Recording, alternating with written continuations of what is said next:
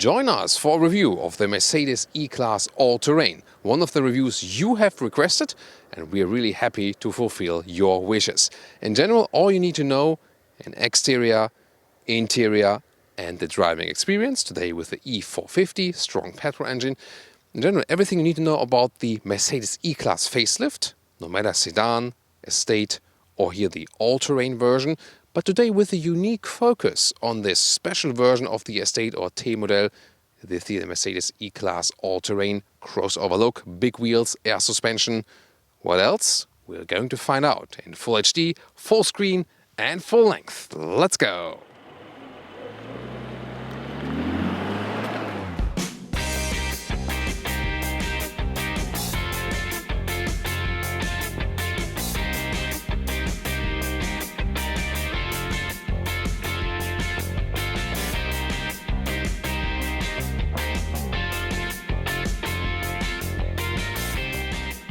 In the front here, the new Mercedes E-Class with a facelift receives different front grills, also updated, for example, the so-called avant-garde trim, but here the E-Class All-Terrain gets a separate own front grille with this design, with the holes right there, two horizontal fins, and then a grid structure below that, in between, here up and down, and also this stronger lower grille with the high gloss black, so a very strong appearance already in the front, and giving us something of this off-road character.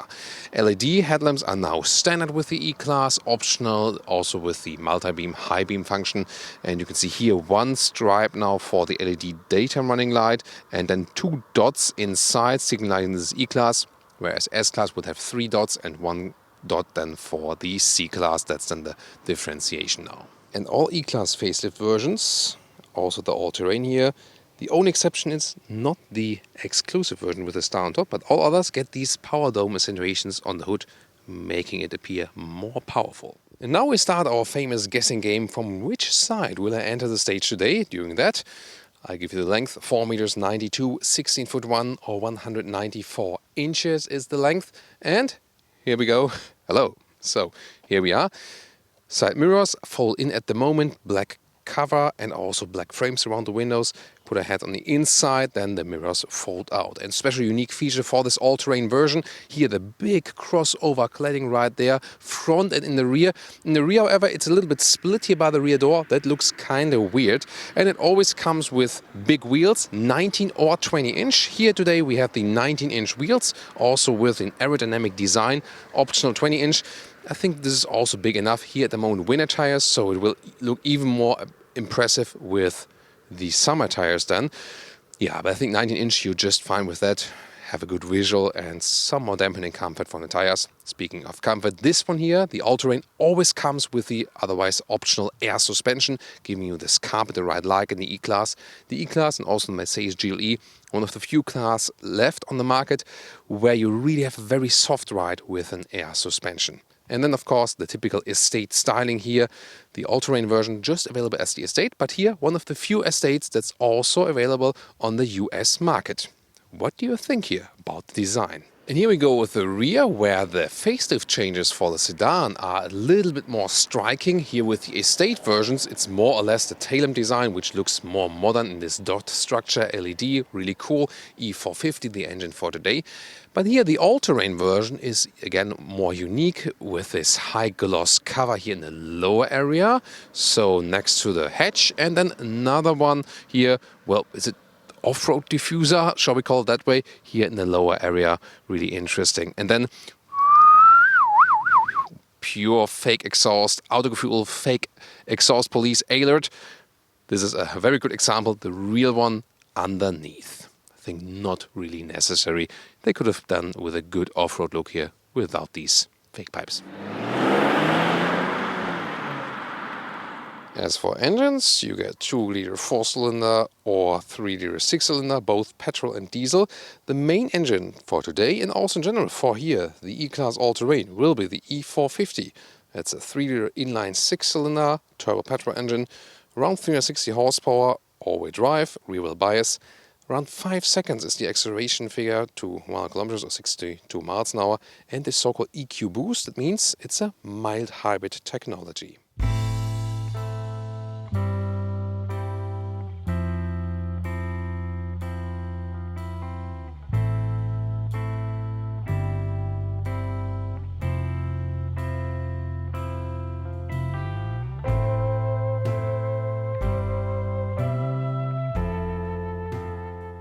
car key looks like this, really solid, good premium feel to it. And then the door closing sound, very solid as well. Inside of the doors where you control the seats and also seat heating, seat cooling. Then this beautiful matte wood insert here, especially in sunlight. And then the interior here with the new steering wheel, capacitive buttons, new design. This is a standard steering wheel. Optional, you can also go for the AMG line with the AMG line design, where you have a two-spoke steering wheel design which looks sporty, and the steering wheel itself is also a little bit smaller. I would recommend that actually as for the steering wheel. Seats, there are different versions available, and the good thing is here that the E-Class offers a wide variety of sustainable animal-free seats. For example, especially for European markets, you can get here fabric on the inside, also for the all-terrain. And then leatherette or Artico Ambetex looks like this on the outside in black, beige and gray. So it's ideal for keeping cool in summer and warm in winter and having a great premium look to it. The US market for the all-terrain will probably then feature full Artico or Ambetex seating, also in different colors. This one here you see at the moment, however, the optional animal skin surface. Getting inside, nice seating comfort here, of course, in the E-Class. Good, you know, sedan seating position, or in this case then the Estate. And when I put the seat all the way down like this, one means a 6 1, still leaves some headroom here when I have the panoramic roof installed. And let's see, also open it, so it has a good wide opening, nice spacious area, and leaves so much light in the interior. If you want more headroom, however, you would go away with this panoramic roof, but yeah, it's definitely nice to have it. And here, steering wheel up and down, electric control, always a very helpful feature that you can also adjust it while driving. Now welcome to this interior view. Usually the new E-Class Facelift always comes with digital instruments now and also this widescreen format, but in 10.25 inch left and right. This would be standard.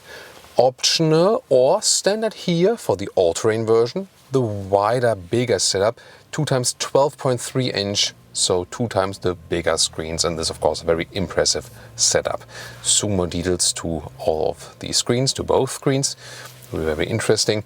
And then you can see you can get different decor elements here, the matte wood for example. You hear that, also feel that, no fingerprints, also here in this middle console final, really very nicely done. Then I like it that we still have the manual climate unit here, so we can control it while driving in a very nice way. Then we have here on this matte surface cable connection for your Apple CarPlay or Android Auto, and underneath the smartphone here also an inductive charging pad, then adaptive cup holders, and then there's this touchpad you can use for the infotainment system, for example. This is also quite helpful, and you can also write an address on that if you like. And here the dynamic select, this is then for the driving modes. And we have this middle armrest in a split way, and then we have place for your microfiber towel or car key, and also 2 more USB-C slots. Interesting detail is also that the back mirror is frameless, really beautifully done, good view to the rear, and also a beautiful simple design element. Yeah, and then this new steering wheel once again here, capacitive buttons.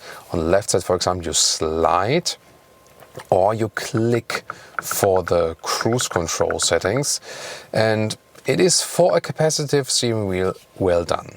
But still, the older buttons, the real ones, were better to use, especially while driving. You just don't get the best feeling.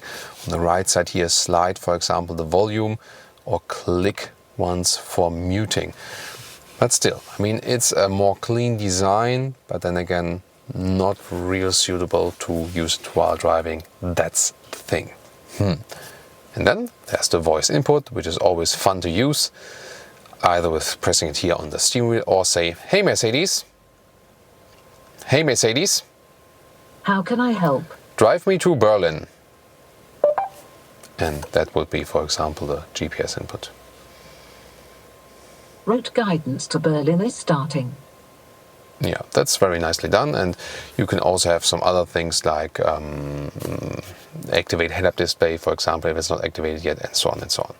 This is then here the GPS, which has quite good responsive times, happy with the software right here, use it via touch, use it with the right thumb here on the steering wheel, that is possible, or then with the lower touchpad, possible too.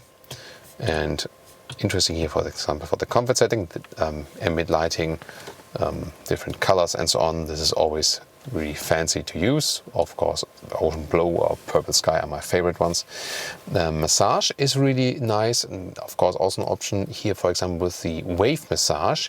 It also goes to the seating area, and this is good for long drives, that you also have some movement on the seating area, that you don't get, like, you know, fatigue in your lower area. And that's definitely a good thing to have right here. So the menu is actually quite simple. CarPlay accessed by this, and when we listen to the sound system, which is not the optional Burmester 3D sound system here, but the standard one, I mean, yeah, there is a very notable difference to this optional Burmester sound system, but it already does the job. Let's take it that way. And here, once again, if you want to take a look at the CarPlay integration. Interesting is also this update for the rear view camera. See it right here, a great resolution in general for the rear view camera. Oh, nice ambient lighting as well. And then there's this fake drone view from above, and there you can see two things are happening now with the Facelift. First of all, when I turn the steering wheel, the camera pans with me, and that's not the real mechanical one, but that's done in the image. So the image is actually more widescreen, and then the camera software changes in that image, and that's definitely very helpful. And then here you see these blue lines around, and the thing is then when I approach something, that these blue lines adapt to it and have additional visualization of what's going to happen to you. So let me get close to this object there, and then you can see the blue line will adapt then as soon as it's, you know, approaching it. Here we go. So here you see it goes in, also gets an acoustic warning, and this gives us an even better estimation of what's going to happen. Yeah, but is it really that helpful? I don't know. And here we go with the digital instruments. You can slide with your left thumb here in this menu with the new capacitive buttons. So you can change the middle part, and then you can also change what you want to have on the sides here, for example. So this is also possible. And then you can also go to this whole main menu and switch around everything else. You can have, for example, GPS map in there. This is of course really helpful, so you can have it like this, but you can also go for the full screen like this, and then it's all over the place. This is of course one of the most helpful features always of the digital instruments. Last but not least, you can change the whole styling here as well. It's always nice to see, for example, for sports gauges. This is one of the options. In the head-up display, a little bit difficult to see it now in brightness. Here with the current speed, allowed speed, or some GPS information, a very helpful feature, definitely. As for the rear, you have soft touch at the inside of the doors here as well, and again, this beautiful matte wood insert, wow. And it would be easier if you put the seat a little bit higher to put your feet underneath it. Usually it's also more comfortable if you sit in the front and have the seat a little bit higher. But here already the recess of the seat does fit. You have to think about this, a long vehicle already, and then there's not too much legroom considering the length of the vehicle. Of course, you get along with 4 or 5 taller adults. And here then the headroom is also still okay. Here the panoramic roof, you see it's split. Really nice. You can also put down this shade here, have it opened or closed. And in the middle seating area, of course, there's this middle tunnel here because it's a rear-wheel driven platform, or then optional all-wheel drive as we have it today here, of course. Yeah, but here then, yeah. It's okay to sit here more comfortable than with the 4 tall adults. Isofix outside, and folding seats is not possible from here. You do that then from the trunk, and here you can put down the ski hatch or ski opening. So there we go. Some more cubby holes inside here and adaptive cup holders. And in that middle console here, you can open it. Have 2 more USB-C chargers and a real climate unit. Electric hatch here, standard, and really cool here for the t-modell or t-modell estate. The wagon here, this long loading area, 1 meters and 15. You can see here the luggage fits easily inside, and the width here is also more than a meter right there. Really cool. And the total height, this is important, almost 75 centimeters. This here, the cover automatically goes up and down. The cabin trolley also easily fits in here in a vertical way, no problem at all. So much flexibility here underneath. You have some more space. If you go for the plug-in hybrid version, by the way, there will be a step in the trunk, so I, in this case, really don't recommend it. Here you can fold the seats from here. It's easy fold function. Also at the other side, then you have, wow, this is actually the reason to go for this version. Oh, the total length. Yeah, this is a 2 meter stick, full 2 meters in length.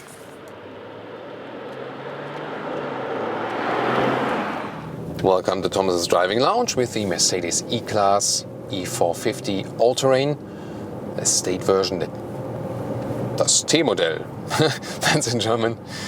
Yeah, I made that a little bit exaggerated, yeah. So Sport Plus mode, here we want to test the performance of that engine first. Inline 6-cylinder, about 360 horsepower, about 5 seconds is the acceleration figure, 1 kilometers or 60 miles an hour. Let's drop behind a little bit and see a safe passage entry into the motorway. We accelerate from 30 kilometers an hour to whatever. Let's go.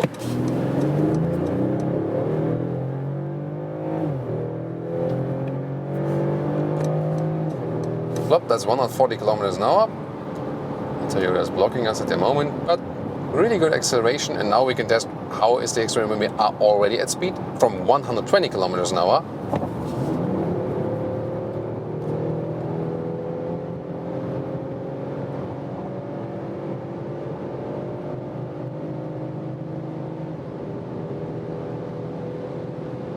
That's 200 kilometers an hour, 125 miles an hour, and I mean, this is here the so-called off-road version or crossover version. And super silent once again. The E-Class, one of the most silent vehicles on the market. Maybe just the S-Class is a little bit more silent at higher speeds, but here at 200 kilometers or the 125 miles an hour, well, the perfect noise isolation. It's like driving 100 with some other vehicles. Now on the brakes, good feeling to that as well. Lane changing also at higher speeds. Car remains stable, although we have the air suspension. It is delivering us a very comfortable ride, yes, but it's not shaking up too much. And especially here in the Sport or Sport Plus mode, it's getting stiffer, so we have less rolling of the vehicle. So you always remain flexible having these drive modes. So really cool from the acceleration, and also quite nice sound here, 6-cylinder sound. Really like that. So definitely one of my favorite engines. Now we go back to the comfort mode, relax a little bit more. We go into the tunnel, and in that tunnel we can always see a little bit more, for example, of the what's coming there. And some buffers probably, right?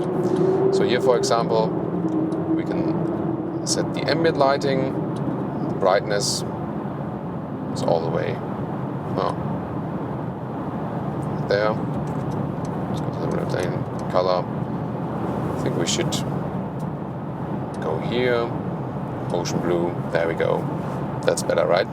So here, beautifully done. We can see the blue better here to the interior. Yeah, that's how it's supposed to be.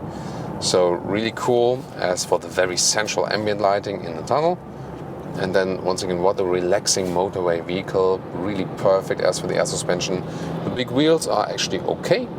And also steering wheel feeling. It's not, really harsh or hard. It's rather a very soft setup. You have to like that.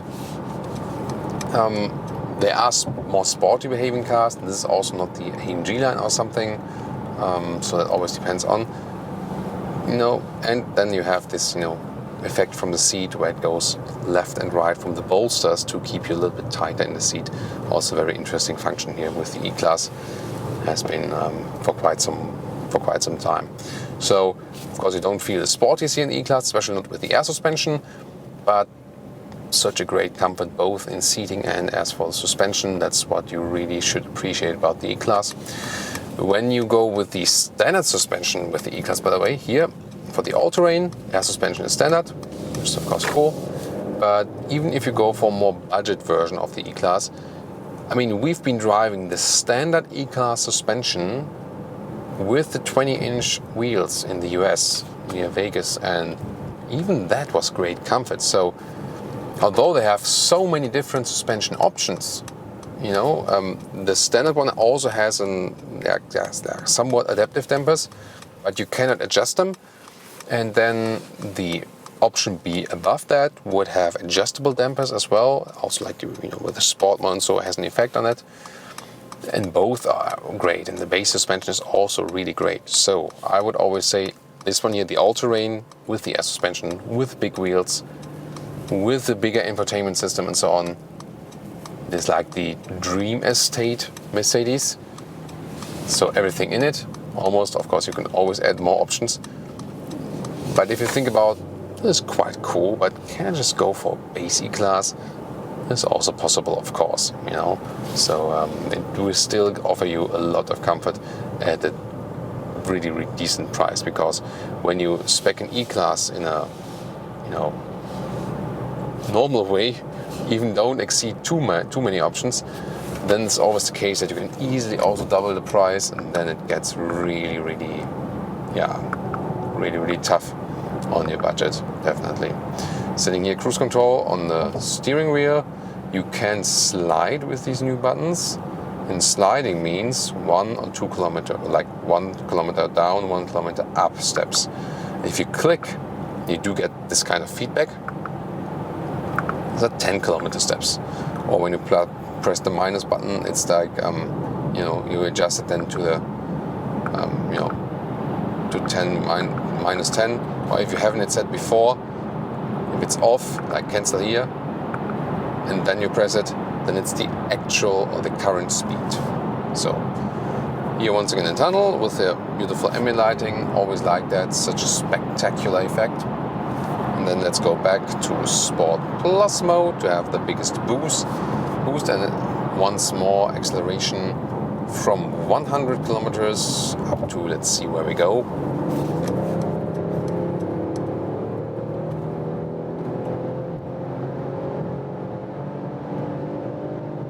That's 177, and what's going on here? Oh, okay, now we can drive again. Here we go.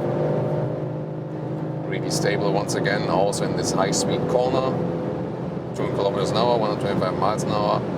Now I do a lane change at a really high speed, although having air suspension. Yeah, really stable, very good in control. Sport Plus mode is keeping the air suspension tight like an IMG. Wow.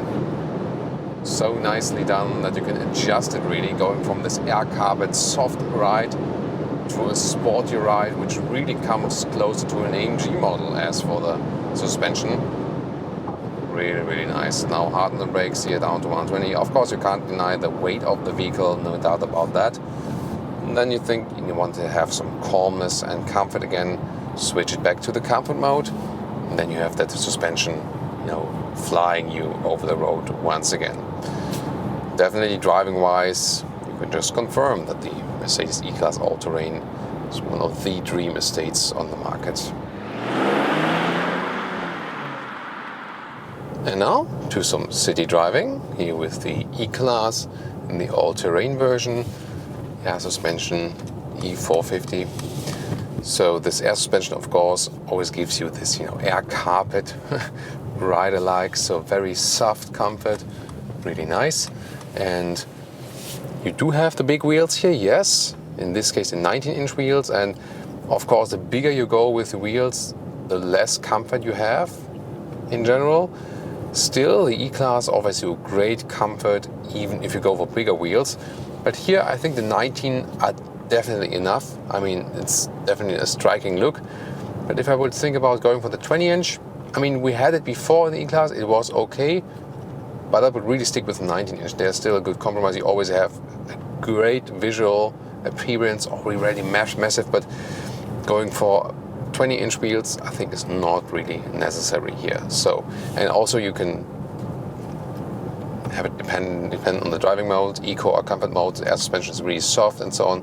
In the sport mode, for example, then gears are shifting differently, so you can put the gear lower than always, and the suspension is also a little bit firmer than, so you can also vary that, and also take the individual mode if you want to have individual settings. For example, here in the comfort mode, the steering is really light. It feels still quite natural. You have to steer a little bit more than with the competition, but that's depending on what you like best. Here it's a little bit more comfortable just running straight then, but you don't have a dead zone area, so there is a reaction from the car even on small commands.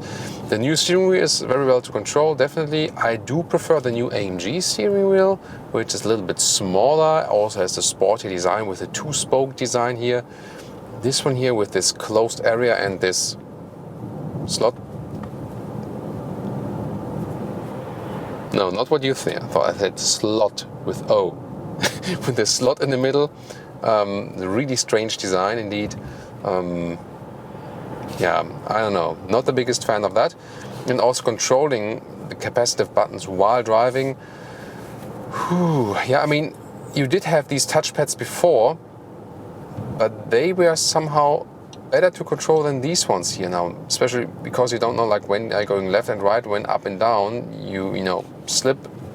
It's really very tough.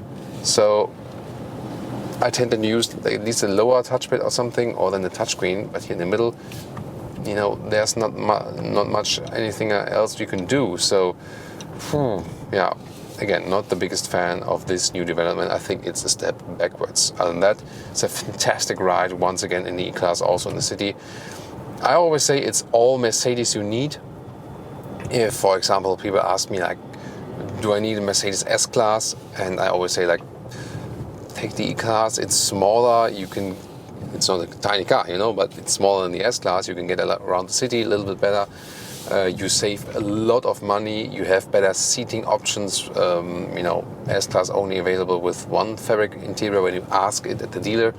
Here the E-Class available with so many different, either Europe, fabric, Artico, MBTEX like mix. And the best ones available actually these mixed seats with fabric parts and leather parts. You have full Artico parts if you, or full MBTEX parts when you rather want a slick surface to be wiped clean, and so many different variations. AMG line then with the E-Class, with Dynamica microfiber and so on. So a lot of things that are actually easier with the E-Class, and also if you compare the new S-Class generation, this is still easier to control than the new S-Class. So yeah, as for that, and the comfort is perfect. You have a great long-term comfort in these seats here as well, and also such a great noise insulation also when being here in the city, and you can just relax in every single ride you have. That's so cool. As for the fuel economy, here with the E450, this being now the inline 3-liter 6-cylinder with the EQ boost, so a mild hybrid technology to something, you know, about 360 horsepower. You can score some well, like 9 liters on 100 kilometers. That's possible if you don't exceed it, or if you use a little bit more cruise control and so on. And that's some well 30 mpg. You can at the moment here 9.3 liters, for example.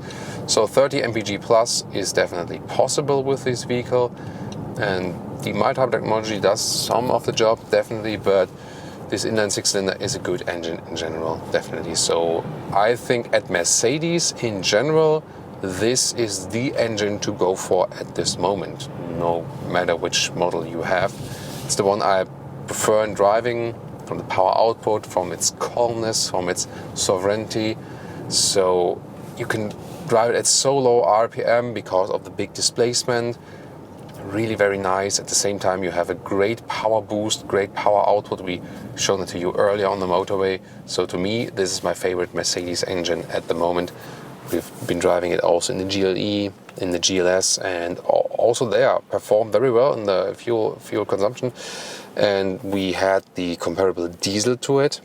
And meanwhile, with the diesel having so many different filters and double, triple, whatever injection, then the diesels have gone up in the consumption. So here the petrol is not like a real disadvantage anymore as for that. So I would really go for this engine. And I mean, always a view where you're staying at the traffic light. And by the way, when I'm close to the traffic light, also the camera will appear that I see the traffic light through the camera, because there might be situations where you can't see it from here, something's blocking, or the traffic light is mounted too high. Beautiful matte wood design right here. So that's always something very precious to have once again. Going a little bit of motorway now, and here, steering right, I have the bolstering effect on the left, steering on the other side, and the left bolster pushes me a little bit against, so I'm being kept in the seat by this active system. It's nothing new for this E-Class generation, has even been present, this technology, in the E-Class generation before. So once again, I'm going to the sports mode, and 60 to 80. That was 87 already. When you saw that, you know, the car wasn't really that sure, was accelerating first, but then decided, let's do another kick down. So I mean, how you can not do that like this? The shifting pedals are very well integrated and have a great tactile feeling to it. So, very pleasing sound. I was like, click, clack, clack. So this is really cool. And then you can shift down yourself and have an even more spontaneous acceleration. So that's possible too.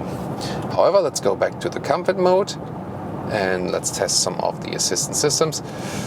Yeah, they are also now all on the steering wheel, and that's of course, whoa, that sun is blinding now. So at least I can set it better than in the new Volkswagen capacitive steering wheels, which are to me the absolute, wow, what the fail. So this one being capacitive, still somewhat okay to control. Here, especially the cruising control, you press once on set minus, and then it's the speed you currently have, and that's also what I expect. And here you can see, so I'm not steering at the moment, just loosely keeping my hands on the steering wheel, and even here in this, in this construction site, the car is actually keeping the lane. Oh, not here, not in this case, yeah. So, never trust in it 100%. So, there is the green symbol for the active steering assist. It's also set on sensitive. So, but that's, that's the thing. You can trust on these systems at some point, but not always like 100%. So, yeah. It's better, of course, to relax a little bit more on the motorway, but never rely on them forever. You can also set it a little bit differently in the settings, here with the active lane keeping assist. So this is like sensitive. Let's go to standard, see if that changes anything. Yeah. So obviously the standard setting sensitive sounds like, sensitive sounds to me like would react earlier, but I have more the feeling it would react later a little bit. Maybe you just have to try around with it. What's your fitting setting then there? And then have to see, let's see here now. Cruise control is accelerating, traffic sign recognition. And here now with the white lines, which are typical for Germany, here the standard lane keeping assist is doing a great job. This is also then perfect actually. Let's see the sensitive approach. Does it change anything? This moment, I don't know. Here now wants me to keep my hands on the steering wheel. It's now working in capacity. So yeah, I'm used to like shaking the steering wheel a little bit for that, but I show you that's also differently possible now with the new capacitive function. So now the car should start to say, Thomas, evil Thomas, take your hands on the steering wheel once again. There it is, and now, there it is, you see? I just need to touch it, capacitive function, then the car knows I'm here. And this is done for when I really keep my hands on the steering wheel as supposed to, and drive straight for a very long time, like thinking about some interstates or something in the middle of nowhere, and then you get these false positives in the car. It's always, annoying you. It's like, you have your hands off the steering wheel, but you still have, So this is then actually prevented by that. Once again, what a great companion here for the motorway especially. And now to our conclusion for today with the Mercedes E-Class All-Terrain. Yes, for sure, one of the dream estates on the market. A great unique look with this crossover cladding, big wheels, air suspension, great comfort. On the inside also a high trim level and, especially on the European market, great seating choices also available, not today, but in general, different colors for the fabric leatherette mix. This is also then perfection then here in this segment. The US market then most probably get the Artico MB text in a full way seating then. So I really like the unique styling. Interior could be a little bit more space on the rear bench in general for an E-Class, but nice updates they have there also for the infotainment screen with the MBUX latest version. Big screen setup here, standard for the all-terrain. Yeah, and then about this capacitive steering wheel. I mean, while driving it's quite okay as for the steering input, yes, but controlling it on the buttons while driving is harder than before. That's to me a step backwards. The AMG line steering wheel, by the way, for the E-Class facelift, this is really cool. It looks fancier. It's also better to handle, also smaller and so on. But there, again, the capacitive buttons, I think this is one of the step backwards. Everything else has been nicely updated here with the facelift. Also new with the tail lamps. Whereas the sedan, however, looks way more different than the pre-facelift version. Whereas the estate version here doesn't look that much changed. So, what do you think about our driving part also for today? Good also this inline 6-cylinder engine. I can really recommend you to go for this one if you go for a Mercedes. Of course, not the cheapest choice, but that's definitely not the all-terrain version of the E-Class. Looking forward to your feedback. Is this your favorite E-Class? Is this your favorite estate? Put it in the comments. Let's discuss this vehicle here and also see you next time.